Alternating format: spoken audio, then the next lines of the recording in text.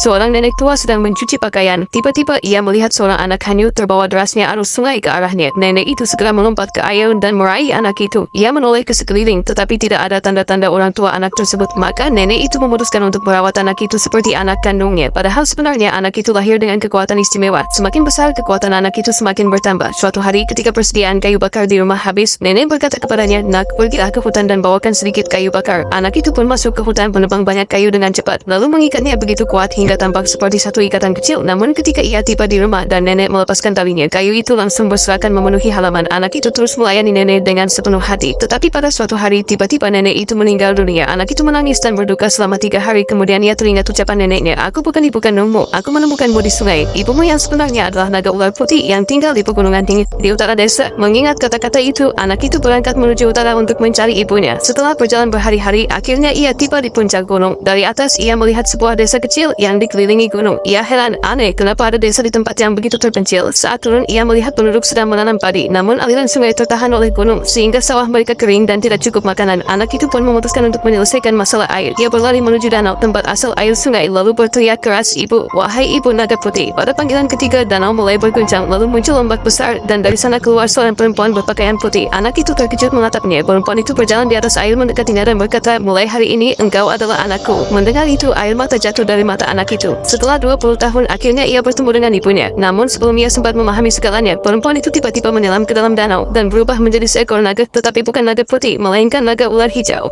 Ia tahu bahwa anaknya ingin menghancurkan gunung agar air sungai bisa mengalir ke desa, maka ia mengangkat anak itu ke punggungnya dan terbang tinggi ke arah gunung yang menghalangi aliran air. Naga itu menyerang gunung dengan segenap kekuatannya. Pukulan pertama membuat gunung retak, pukulan kedua membuat bebatuan mulai pecah, pukulan ketiga membuat seluruh gunung berguncang. Saat itu juga hujan deras turun. Dengan serangan terakhir yang sangat kuat, gunung pun runtuh. Air yang tertahan mulai mengalir deras ke bawah, membasahi sawah-sawah desa. Sejak saat itu penduduk desa tidak pernah lagi kekurangan